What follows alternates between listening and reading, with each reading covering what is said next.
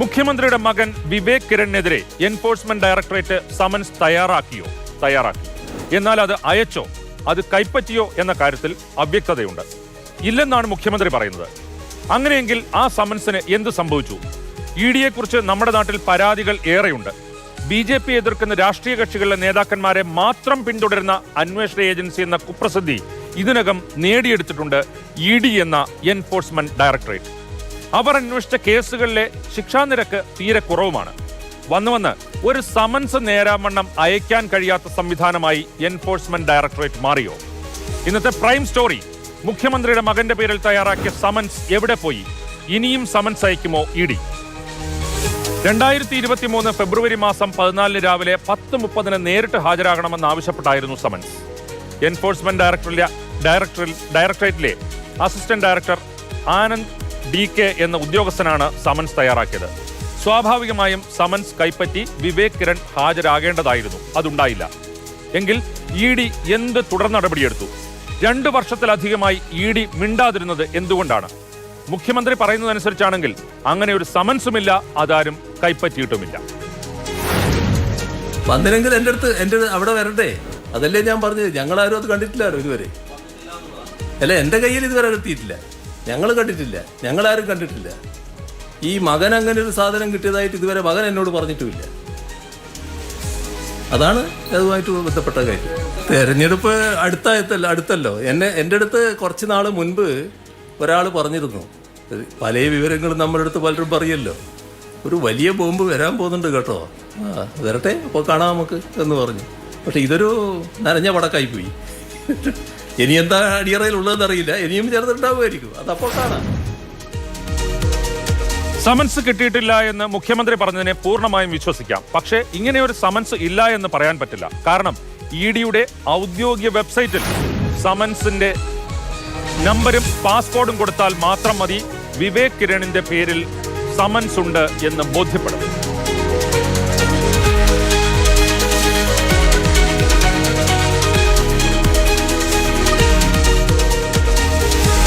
വിവേക് കിരണിന്റെ പേരിൽ സമൻസ് ഉണ്ടെന്ന് യാഥാർത്ഥ്യം ഇതോടെ തിരിച്ചറിയാം. അപ്പോൾ സമൻസ് ഇല്ലാത്തതല്ല പ്രശ്നം. ED തയ്യാറാക്കിയ സമൻസ് അയച്ചിട്ട് മുഖ്യമന്ത്രിയുടെ ഔദ്യോഗിക വസതിയായ ക്ലിഫ് ഹൗസിൽ എത്താതെ വഴിതെറ്റിപ്പോയോ?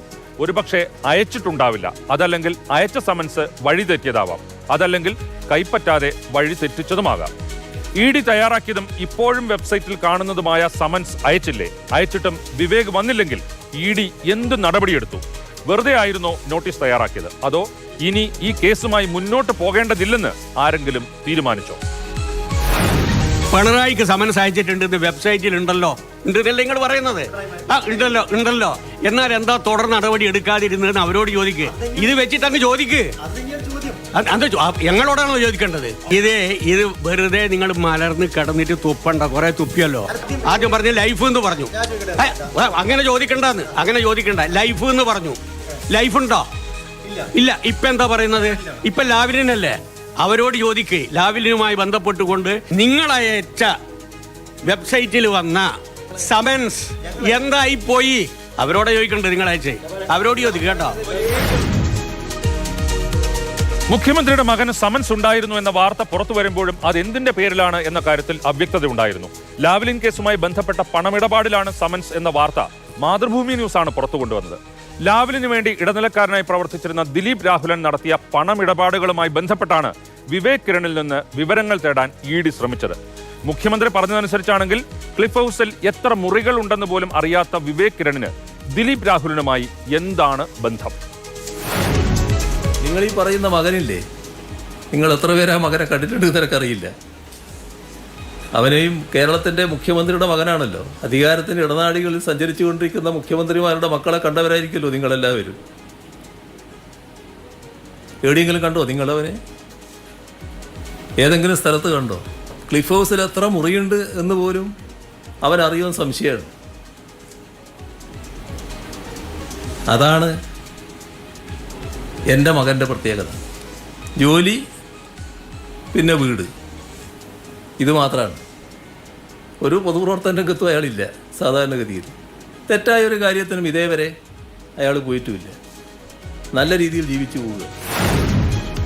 വിവേക് കിരൺ ഇംഗ്ലണ്ടിൽ പഠിച്ച സമയത്ത് പഠനത്തിന് വേണ്ടി പണച്ചെലവ് ദിലീപ് രാഹുലൻ വഹിച്ചിട്ടുണ്ടോ? ഉണ്ടെങ്കിൽ അതെന്തിനാണ് എന്നാണ് എൻഫോഴ്സ്മെന്റ് ഡയറക്ടറേറ്റ് അറിയാൻ ശ്രമിക്കുന്നത്.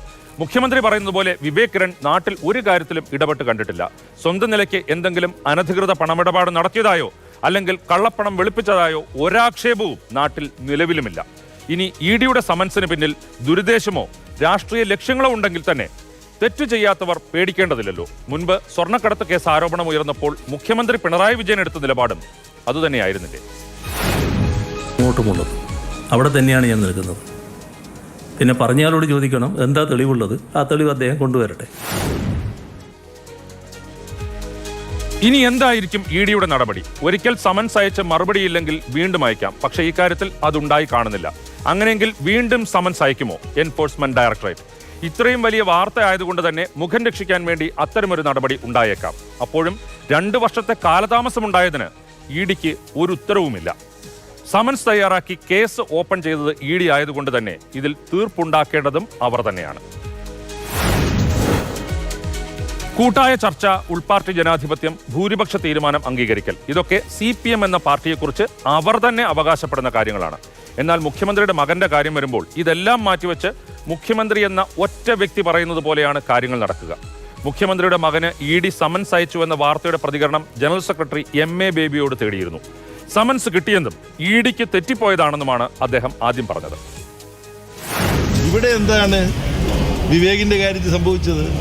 ഒരു കെട്ടിച്ചമച്ച നോട്ടീസ് അയച്ചു നോക്കി, പക്ഷെ അനങ്ങുന്നില്ല. കാര്യം എന്താ? ആ നോട്ടീസ് തന്നെ അസംബന്ധ നോട്ടീസാണെന്ന് അവർക്ക് തന്നെ അംഗീകരിച്ചത് പിൻവലിക്കേണ്ടി വന്നു. ഇതല്ലേ നമ്മുടെ മുമ്പിൽ പച്ച പരമാർത്ഥമായിട്ടുള്ളത്. അതുകൊണ്ട് ഇതിൽ യാതൊരു വസ്തുതയും ഇല്ല. മുഖ്യമന്ത്രി പിണറായി വിജയന്റെ മകന് ഇഡി നോട്ടീസ് കിട്ടിയെന്ന വാർത്ത പുറത്തു വന്നപ്പോൾ പാർട്ടിയിൽ ഇക്കാര്യം ചർച്ച ചെയ്തു. അതിനുശേഷമാണോ MA ബേബി പ്രതികരിച്ചത്? അങ്ങനെയാകാൻ വഴിയില്ല. മുഖ്യമന്ത്രിയുടെ വാക്കുകളിലുണ്ട് അതിന്റെ സൂചന. മാത്രമല്ല, തന്റെ മകനെതിരെ ഇഡി നോട്ടീസ് ഉണ്ടെന്ന് സമ്മതിച്ചതിലെ അതൃപ്തിയും മുഖ്യമന്ത്രിയുടെ വാക്കുകളിൽ വ്യക്തം. അതൊക്കെ നിങ്ങളുടെ വാർത്ത കണ്ടപ്പോൾ വാർത്തയെ മുഖവിലക്കെടുക്കുമല്ലോ ആരായാലും. ആ വാർത്തയുടെ കാര്യമായിട്ട് പറഞ്ഞ ഒരു പ്രതികരണമായിരിക്കും. ഈ വസ്തുതകളൊക്കെ മനസ്സിലാക്കി പറഞ്ഞൊരു പ്രതികരണമായിരിക്കും. വിവേക് കിരണിന് ഇഡി നോട്ടീസ് ഉണ്ടോ ഇല്ലയോ എന്ന് പറയേണ്ടതില്ല. ഇല്ലാത്ത നോട്ടീസ് പിന്നെ സ്വീകരിച്ചിട്ടുണ്ടോ എന്ന ചോദ്യമേ ഉദിക്കുന്നുമില്ല. അതാണ് മുഖ്യമന്ത്രി പിണറായി വിജയന്റെ താല്പര്യം. അങ്ങനെയെങ്കിൽ താൻ പറഞ്ഞത് തിരുത്തി ഇതെല്ലാം കെട്ടിച്ചമച്ചതാണെന്ന് പറയുകയല്ലാതെ പാർട്ടി ജനറൽ സെക്രട്ടറിക്ക് പോലും മറ്റു മാർഗമില്ല. ഇതിനകത്ത് സത്യം പറഞ്ഞാൽ ഇതിന്റെ ഉള്ളടക്കത്തിൽ യാതൊരു ആശയക്കുഴപ്പമില്ല. മുഖ്യമന്ത്രി പറഞ്ഞത് ഇത് മുഴുവൻ കെട്ടിച്ചമച്ചതാണ്. ഇപ്പൊ ഇത് ഒരു പത്രമാണ്. ഇഡിയുടെ ജോലി കെട്ടിച്ചമയ്ക്കുക, അതിന്റെ ഭാഗമായി ഇവർ കെട്ടിച്ചമച്ചതാണ്. ഇതെല്ലാം അസംബന്ധമാണെന്നുള്ള കാര്യത്തിൽ മുഖ്യമന്ത്രിക്കും എനിക്കും യാതൊരു സംശയവുമില്ല, വ്യത്യാസവുമില്ല. അല്ല, മുഖ്യമന്ത്രി ഇതിനകത്ത് വിശദീകരിച്ചതുകൂടി ഇത് സംബന്ധിച്ച് പൂർണ്ണമായി വ്യക്തത വന്നു കഴിഞ്ഞിട്ടുണ്ട്. അതാണ് CPIM നേതൃത്വത്തെ സംബന്ധിച്ചിടത്തോളമുള്ള ബോധ്യം. അതിനപ്പുറം ഇനി എന്തെങ്കിലും ഉണ്ടെങ്കിൽ ഞാനത് വിശദീകരിക്കേണ്ട കാര്യമില്ല.